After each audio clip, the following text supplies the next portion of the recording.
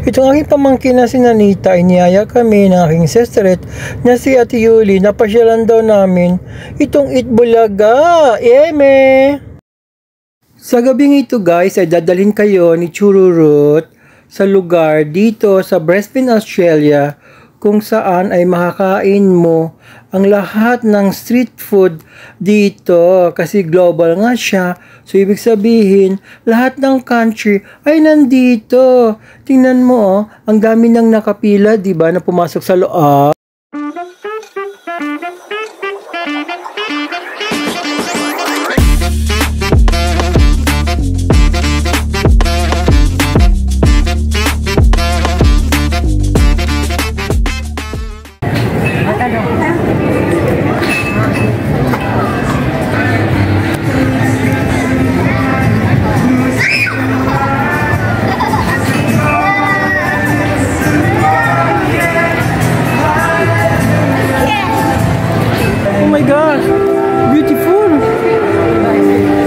Grabe si Nanita, no? Alam niya.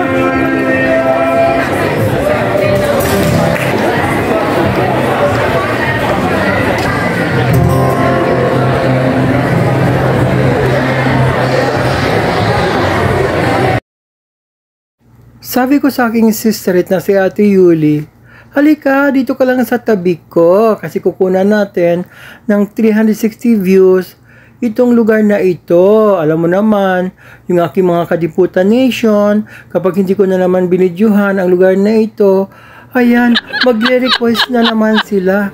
At super demanding talaga sila. Gusto nila, lagi nilang napapanood yung views, yung mga lugar kung saan tayo pupunta. Kasi lagi silang nakaabang dito sa YT channel ko. Kaya hindi ko pwedeng isnabing. Ayan guys, ang ating famous na karinderya dito sa Pilipinas ay nakaagto diri sa Brisbane, Australia at very participated sila. Ayan yung sinugbang mais at mga spare ribs dyan. Ayan si ating kabayan na busy talaga siya. At ayan may mga pork belly dyan at lamb shanks.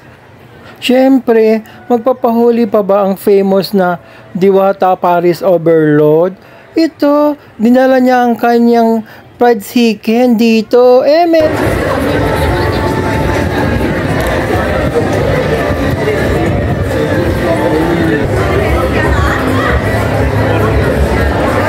Sandali. Sandali lang ha. Sandali kasi maganda. Pakalap kayo dito. Nanita.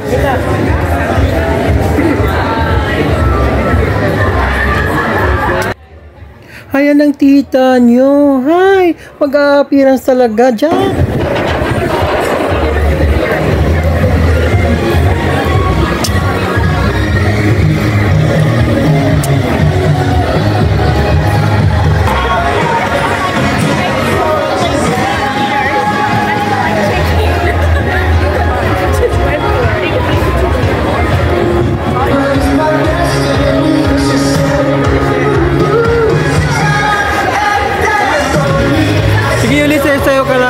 Kunan ko kayo.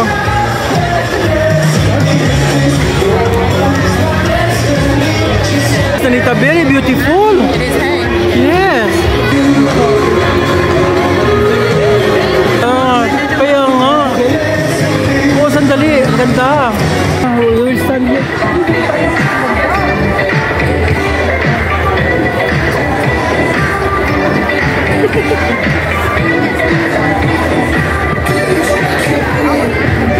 Oh my gosh, oh, ganda. Beautiful. Ganda, no? Ganda, pagganda lang ito din. Kasi mo, ganda. Ganda?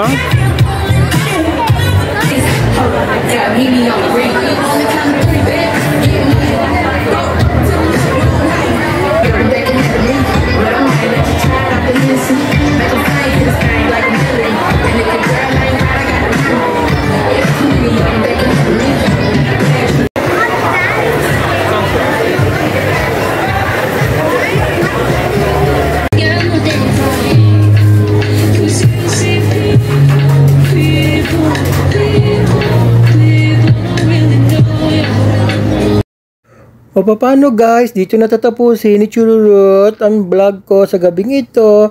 At abangan nyo kasi papasyalan naman namin doon yung Sunnybank kasi may food festival din doon.